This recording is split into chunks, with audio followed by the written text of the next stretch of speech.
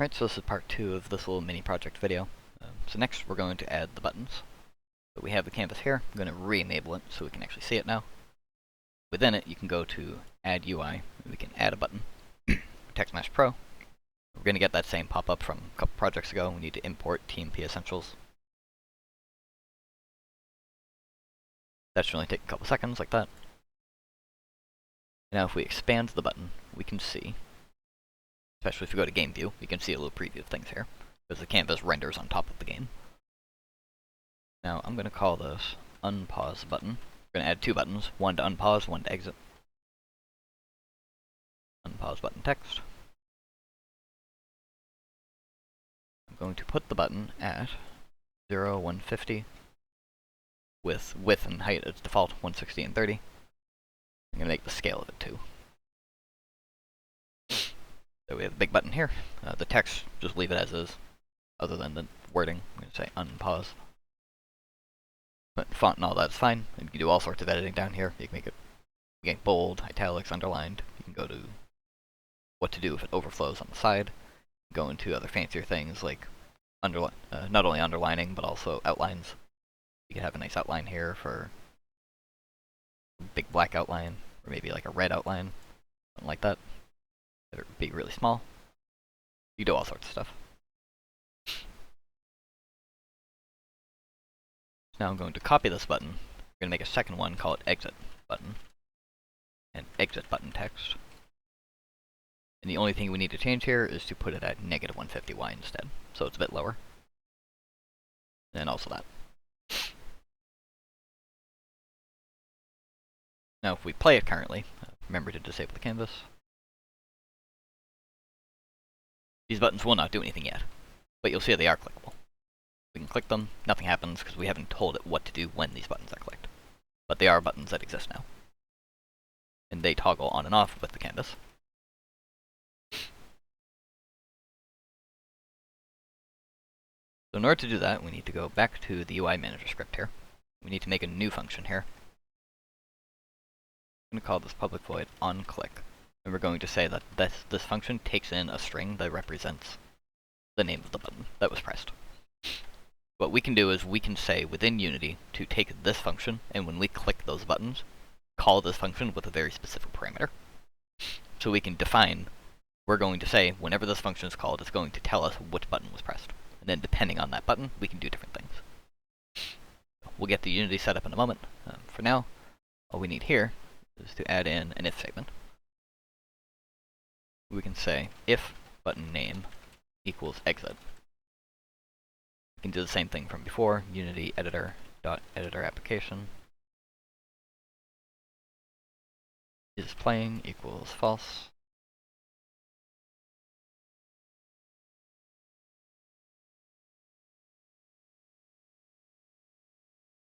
And we can say else. Else if button name equals unpause. Then we can take the same steps from up here, where we unpause, and just copy those down. This is another area where if you had a pause/unpause function you can call, you'd save a bunch more lines of code here. But so now if this function is called, it's going to get whatever button was pressed, and we're just deciding what to do from there. We only have two buttons, so we only need two decisions here. Now within Unity, we'll see now that if we look at the buttons, there's this little section down here, onClick.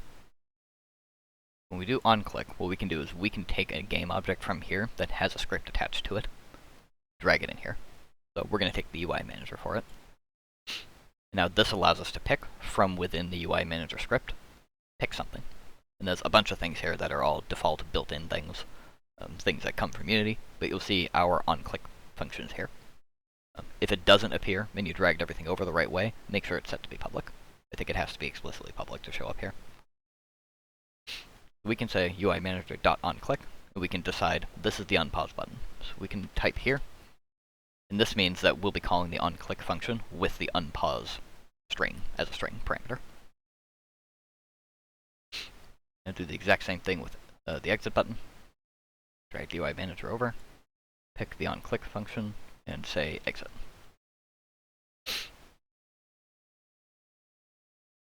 This sort of thing is very useful for like a main menu, especially if you have some sort of function in a UI manager that loads a scene. You can say that clicking the new game button will cause level 1 as a string to load level 1. Or if you're clicking resume from a save file, maybe you would load a different text in there based on what the save file has. Now we can test these, make sure they work. If we click unpause, the game does properly unpause. Click exit, the editor exits. I want to double check the timescale here for a second. Yep, and so because, remember in the skeleton script here, we're saying if you click and timescale is 1, then attack. And that's because right now timescale is 0. So when I click, it's not queuing up or buffering an attack to happen. We just unpause and it works. Now we have a pretty reasonably good working game of sorts here. Nothing crazy fancy is happening or anything, but we can add a couple more things here. So next we're going to do is the camera rotation and the movement of the camera. So this was something that was unbelievably convoluted to do in a lot of different ways, but I found a very easy kind of hacky way to do it that we're going to do here. This is the sort of solution that works specifically because we're not doing anything advanced here. We're not trying to make the camera slow down at a certain speed, or have any crazy advanced movement, or orbiting around anything. We're just having the camera follow the player, and that's kind of it. So what we can do here to kind of make this a little bit easier is to first explain that when these items exist in the hierarchy, like the main camera here, it has position 0, 3, and negative 11.5 right now. Those values exist just in the world space as a whole. They're independent from everything else. So the position of the camera is separate from the directional light, which is separate from the environment, separate from all the walls. They're all independent of each other. However, if you drag the camera onto the player object here, you'll see the values are still the same. We have 0, 3, negative 1.5. In fact, that was weird that that changes from 11 to 1. Maybe a scaling thing, I don't know. It seems fine. But what this means is the position of the camera is now dependent on the position of the player. So when we say 0, 3, negative 1.5, what that's saying is the camera's position is 0x away from wherever the player is. And it's 3y away from wherever the player is. And negative 1.5z from wherever the player is. So we have the player movement working, which means the camera will just automatically follow along now. There's no rotation in place yet, but you can at least see when we move now, the camera just follows. Because it's dependent on the position of the player. It's basically, we're setting an offset. We're saying that this position of, negative 1.5 is negative 1.5 in the z offset from the player's z position. So they're kind of attached together now. So there's a lot of other ways you can do this with separate scripts, where you have a script to control the camera and a script to control the player. But that involves a lot of significantly more complicated rotation values and position values, a lot of quaternions, and believe me, I tried for 3 hours straight to try to get this working Saturday night, and I just gave up after a bit. And this is what I used in my project when I did this class years ago, so just reusing it here.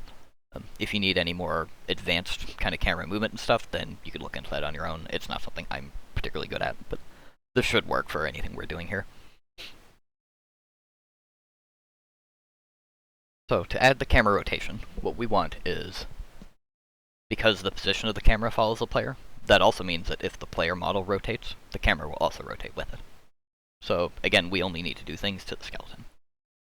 But to do that, we can go back to the skeleton script and make a little area here.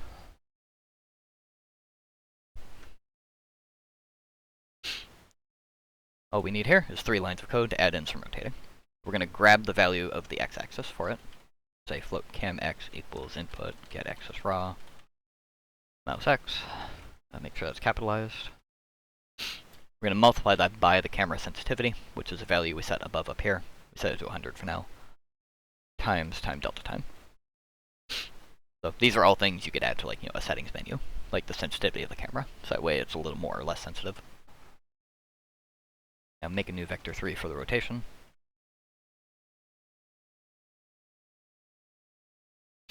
Again, we're just taking this in terms of the x position of the mouse is going to rotate the camera in the y position. because in 3D space, rotating the camera in the Y position is what will make it rotate left and right, just like the wall from earlier. So it seems weird that we're using X value for Y here, but it just works.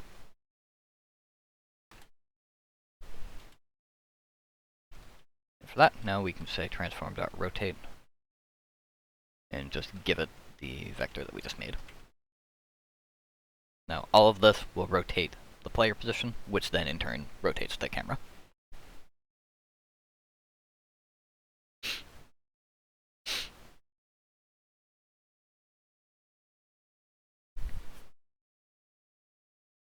can see we rotate around, everything moves. If you rotate the camera, the player moves accordingly, so that way the forward position is always just plus.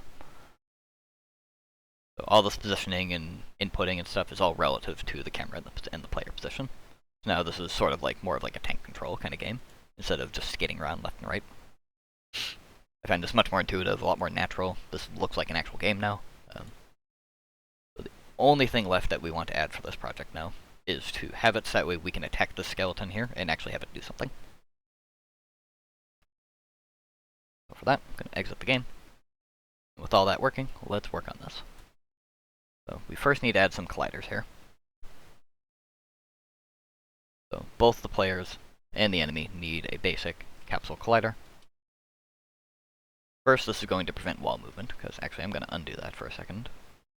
I'm going to point out that right now, because the player doesn't have a collider on it, we can just go right through the walls. No problem. Definitely not good. So first we're preventing that by adding a capsule collider. I'm going to set this to be centered at Y1 with radius 0.5 and a height 2.5. Go back to the scene view here, you can see that that makes this little green capsule kind of surrounding him. Even doing that alone now will prevent movement through the walls. And that's because the walls also have colliders on them by default. We kind of push the model out a little bit. For that I'm actually going to, we can make the radius a bit bigger, maybe like 0.75. And the radius of the collider is going to determine how far away you are from things like the walls before you get collided with it.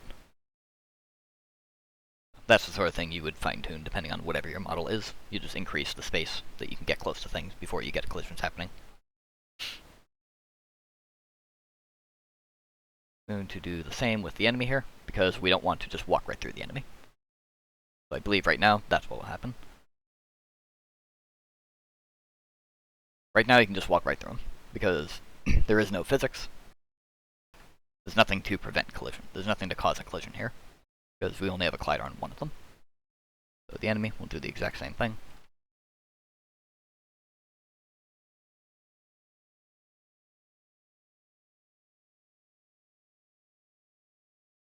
Now we can verify that.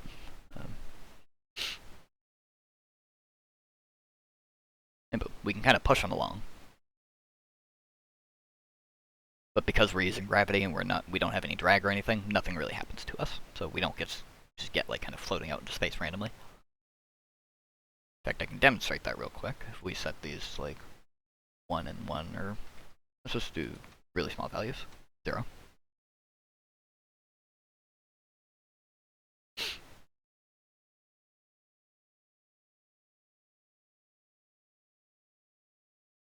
That happens.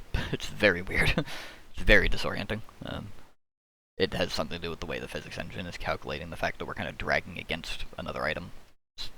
I don't like it. It's very weird to get working, so by having infinite drag, they just don't go anywhere. That's the reason for that. Put those back to infinite.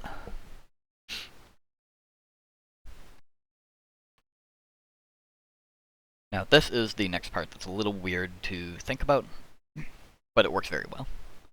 So this is something I tried to show in class the other day. I don't know how many people picked up on it. But I'm expanding the skeleton here to find the right hand. So it really actually doesn't matter which hand you use because he has 2 axes. But if we look at the attack animation here, you can see he swings his right arm with the axe.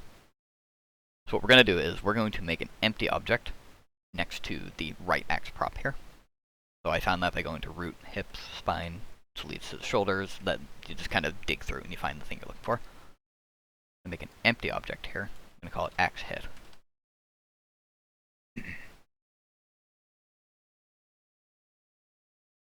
we're going to set that, make sure that's at 0, 0, 0.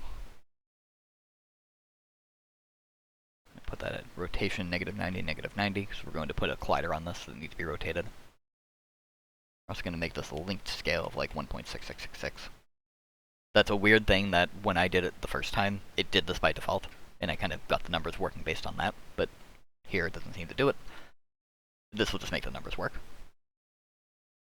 Give it a box collider.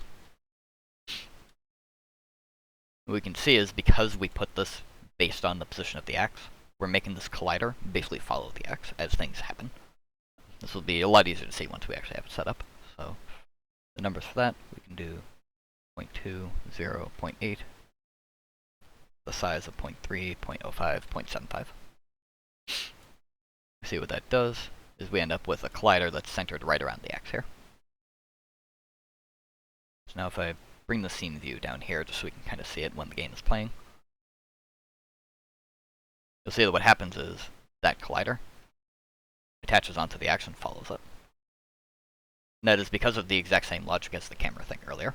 So because we set this position of this collider to be based on the right arm here, the position of it will also move relative to the arm.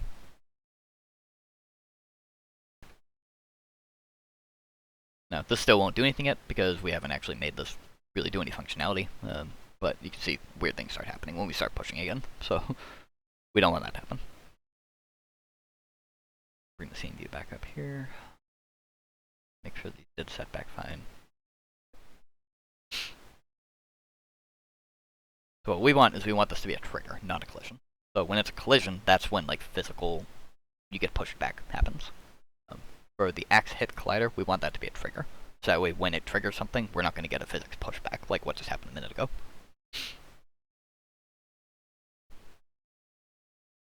So now to actually do anything more with it, we need to go back to the axe hit script. Open that up, axe hit. We don't need anything here for start. All we need is update. Actually, we don't even need update, come to think of it. We need on trigger enter. The only purpose of this script is to sit here and wait for a trigger to happen for the axe. It's just going to check every frame, have I interacted with something? And all we need to do here is we get this variable other for collider. So we can say if the name of that other thing is enemy, we can destroy the other thing. Cut these brackets out. And you notice if we just said destroy other, that would only destroy the collider, because we get other is a type of collider. So we need to destroy the game object that the collider is attached to, in this case the skeleton enemy. So now if you had a significant number of different types of enemies in your game that all had different things you're attacking, and you want different things to happen, instead of maybe defeating the skeleton would give you 1 point, and defeating a wizard would give you 5 points, you could cause that to happen differently in an if statement like this, where depending on the enemy, depending on the name of it, different things happen. Now we can double check this.